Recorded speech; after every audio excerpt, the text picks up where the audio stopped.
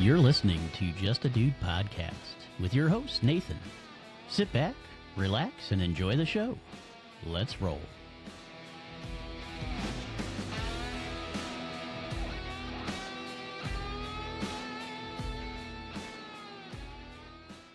Hey folks, welcome back to Just a Dude in the News on Just a Dude podcast, the news podcast where we cut through the noise without the drama.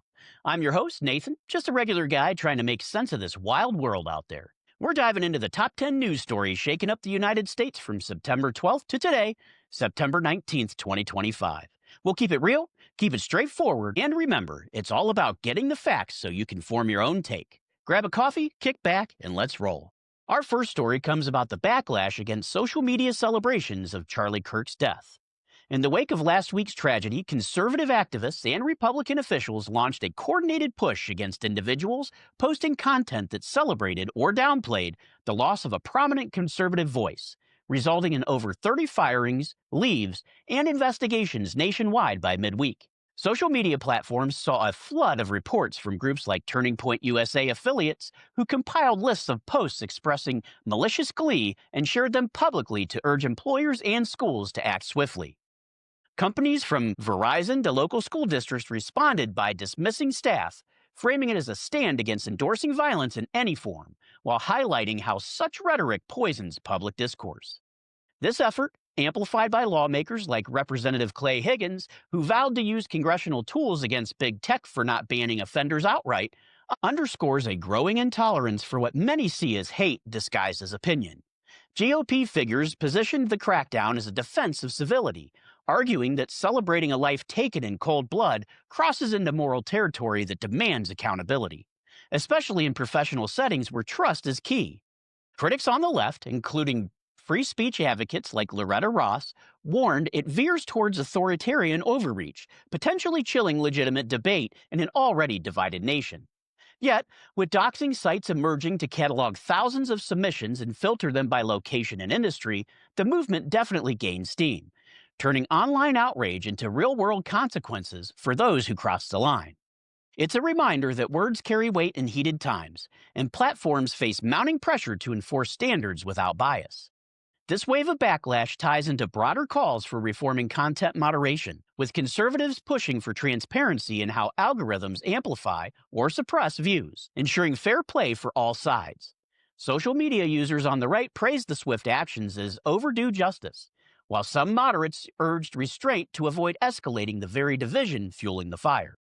As investigations continue, including probes into anonymous posters, it highlights the double-edged sword of digital expression, where anonymity can shield toxicity but also invite backlash when exposed. At its core, this story reflects a societal pushback against normalization of harm, promoting a culture where disagreement stays verbal and respectful, not gleeful over tragedy. It's a step towards reclaiming shared decency, proving that collective resolve can temper the extremes pulling us apart. Homeland Security kicked off Operation Midway Blitz on September 17th, launching a sweeping enforcement action in Chicago and nearby areas to detain illegal immigrants, marking a firm step in the administration's border security push. Federal agents conducted targeted raids on workplaces and known hotspots, apprehending hundreds in the initial days and signaling a weeks-long commitment to restoring order in sanctuary cities. President Trump praised the operation as essential to the America First vision, arguing that lax policies have allowed crime and strain on resources to fester unchecked for years. Early reports indicate smoother streets in affected neighborhoods, with fewer incidents tied to undocumented activity, validating the approach for those prioritizing community safety. Local businesses faced unannounced visits, leading to some grumbling over compliance burdens. But overall, cooperation has been steady as agents emphasize legal accountability over confrontation.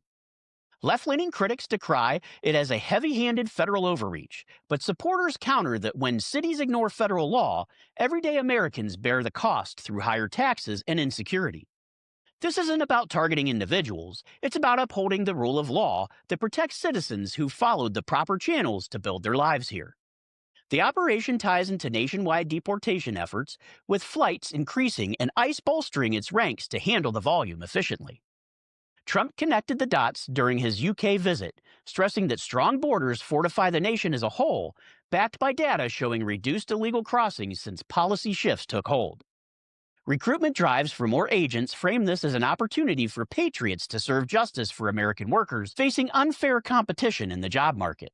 If similar actions expand to other Democrat run cities, it could reshape urban immigration dynamics, emphasizing sovereignty and fairness in a balanced way. Economically, it's projected to ease pressure on public services, freeing up funds for veterans and infrastructure instead. All told, Operation Midway Blitz represents practical governance at work, rewarding legal immigration while deterring chaos. It's a measured response to real challenges, one that puts American families first without apology. As these sweeps progress, expect updates on outcomes, but for now, it's a solid affirmation that enforcement matters in keeping our communities strong and self-reliant.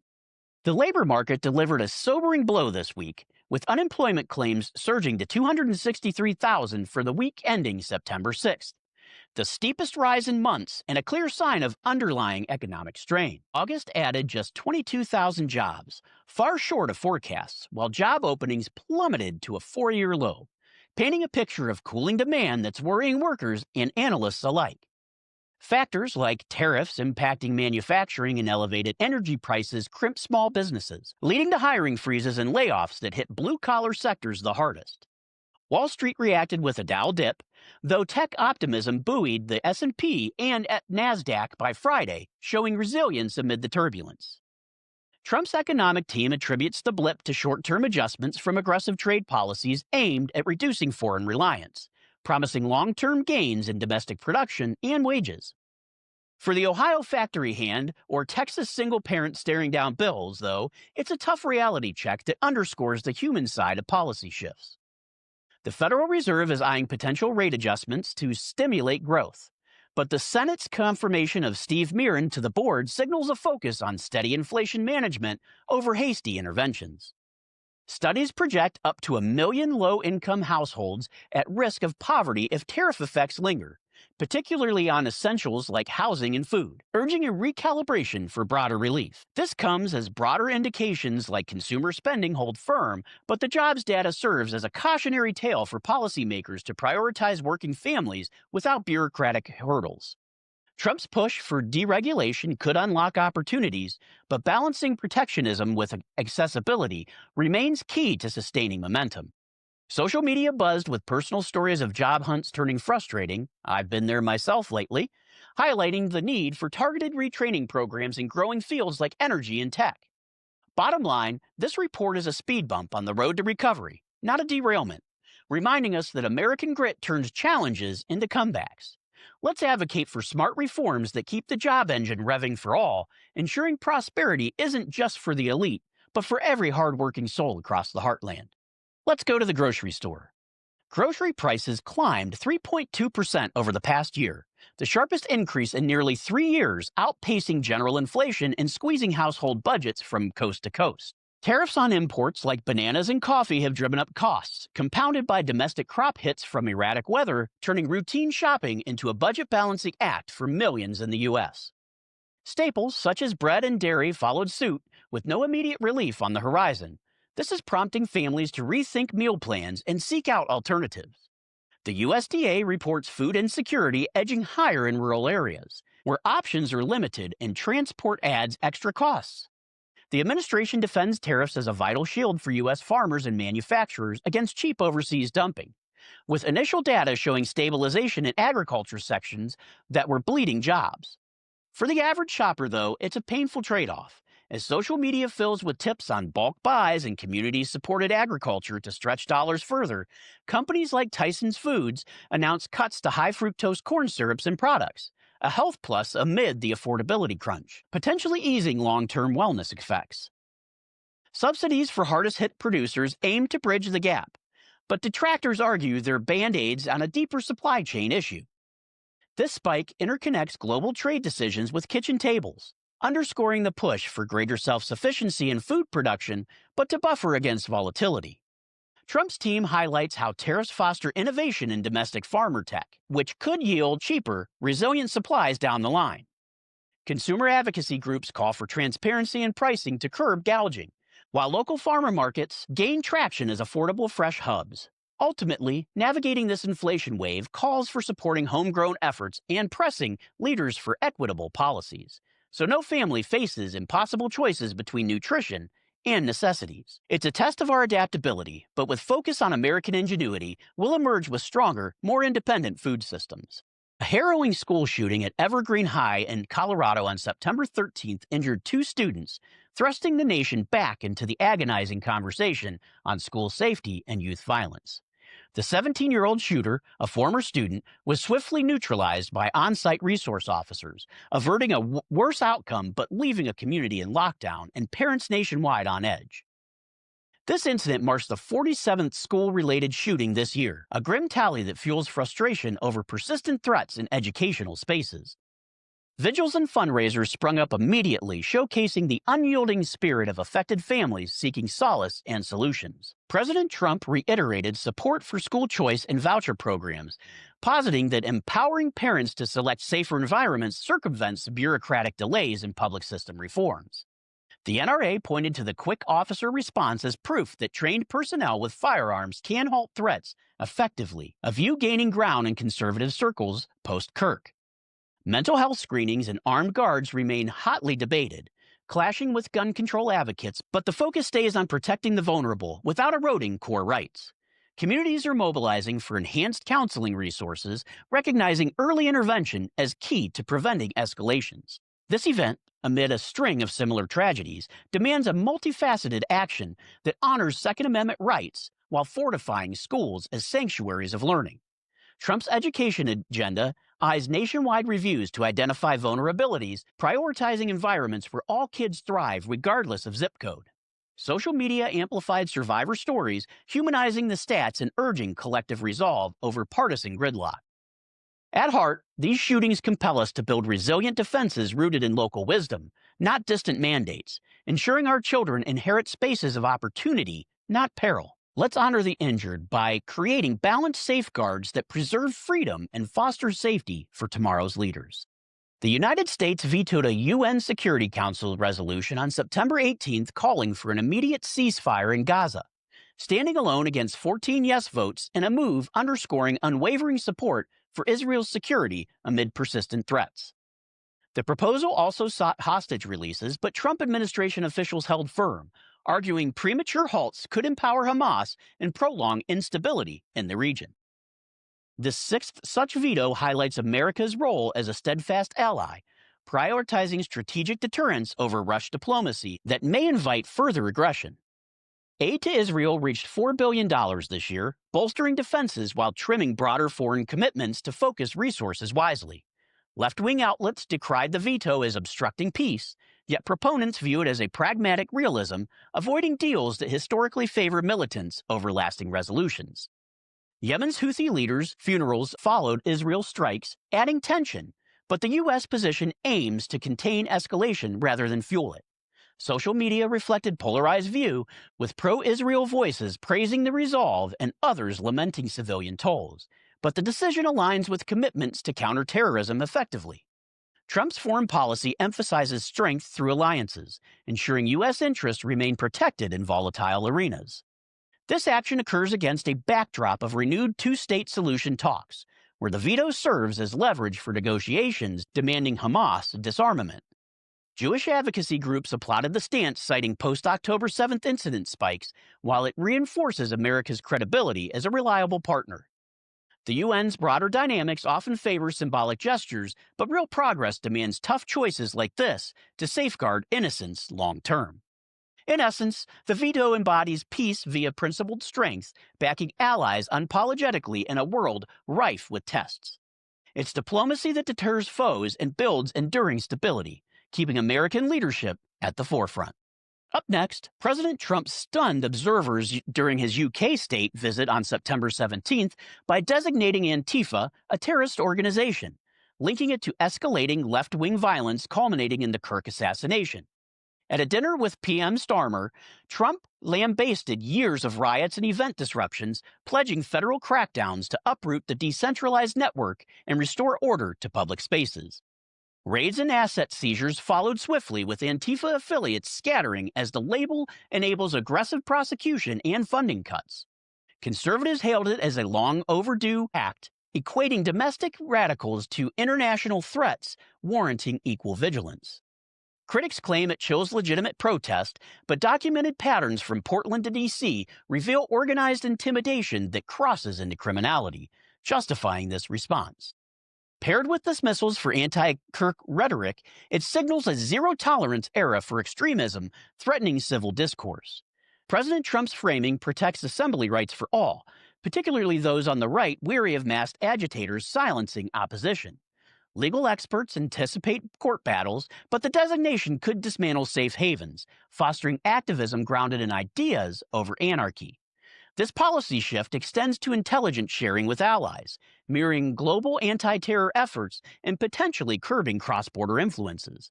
Social media reactions are split along lines, but evidence of Antifa's role in violence bolsters the case for accountability. It empowers law enforcement to act decisively, safeguarding events and communities from undue fear. Fundamentally, labeling Antifa as terrorist draws a firm boundary for law and order, allowing peaceful expression to flourish sans chaos. It's a timely assertion that no group is above the law, promoting a safer arena for democratic engagement. Moving to a devastating ambush in York County, Pennsylvania on September 17th that claimed 3 officers' lives and critically wounded 2 more during a standard warrant service, turning a routine call into a deadly siege. The suspect barricaded in a residence, firing relentlessly before taking his own life, prompting widespread lockdowns at hospitals and schools in the vicinity. First responders' heroism shone through, with Trump ordering flags at half-staff and federal support to bolster local forces in the aftermath. This ranks as one of the deadliest days for law enforcement in recent memory, spotlighting the perils they confront routinely. The suspect's prior record raised alarms about recidivism and bail practices, spurring renewed calls for reforms to keep dangerous criminals off the street. Communities rallied with fundraisers exceeding millions, honoring the fallen as pillars of protection in everyday battles against crime. President Trump's pledge underscores a commitment to equipping officers with top resources, from gear to backup, ensuring they return home safely. Tributes poured in nationally, affirming blue lives as essential to the American way. This loss amplifies pushes for comprehensive justice system tweaks, balancing compassion with public safety to prevent repeats. Families' grace and grief inspires, channeling pain into advocacy for fellow officers facing similar risks. Social media amplified messages of gratitude, reminding us support must translate to policy backing stronger communities. These guardians embody selfless service, deserving our steadfast backing every day. Let's transform this tragedy into momentum for reforms that honor their sacrifice and fortify the thin blue line holding back disorder.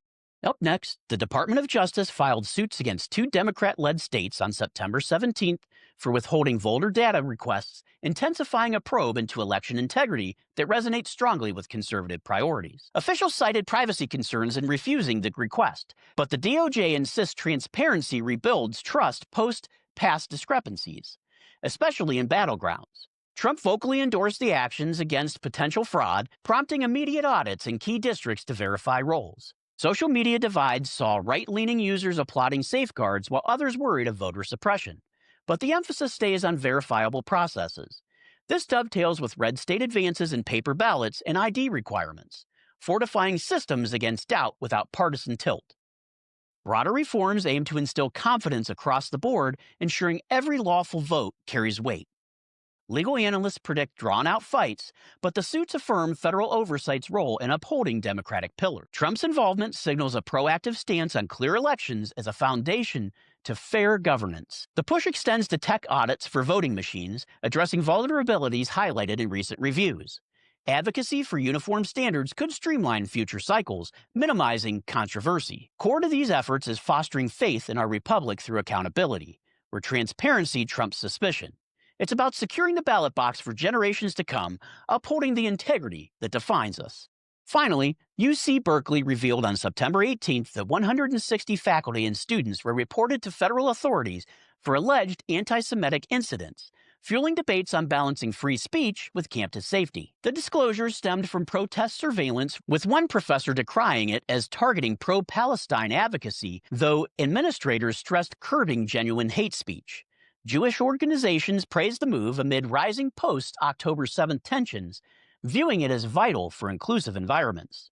Trump's education nominees signal similar nationwide scrutiny to protect all faiths equitably. Fallout includes brewing lawsuits and campus forums, illustrating how global conflicts infiltrate academia. Yet constructive talks could mend divides. The ACLU warns of chilling effects on discourse, but data shows unchecked incidents erode trust and learning. Social media captured raw emotions from solidarity posts to defenses of expression, highlighting nuance in policy. This episode spotlights universities' role in nurturing tolerance amid polarization, demanding safeguards against bigotry without overreach. Proactive measures like bias training could bridge gaps, ensuring diverse voices coexist respectfully. Berkeley's actions advocate equilibrium, shielding expression while eradicating hate. So institutions unite rather than fracture. It's a blueprint for dialogue that strengthens our intellectual commons. Well, folks, that's a wrap for this week's Big Hits. From heartbreak to hard choices, it's been a lot, but we're tougher for it. I want to thank you for tuning in to Just a Dude in the News on Just a Dude Podcast. Remember, if you like the show, make sure to hit subscribe, drop a review, and share it with your friends. Stay strong out there. I'm Nathan with Just a Dude Podcast, and I'll catch you on the next episode.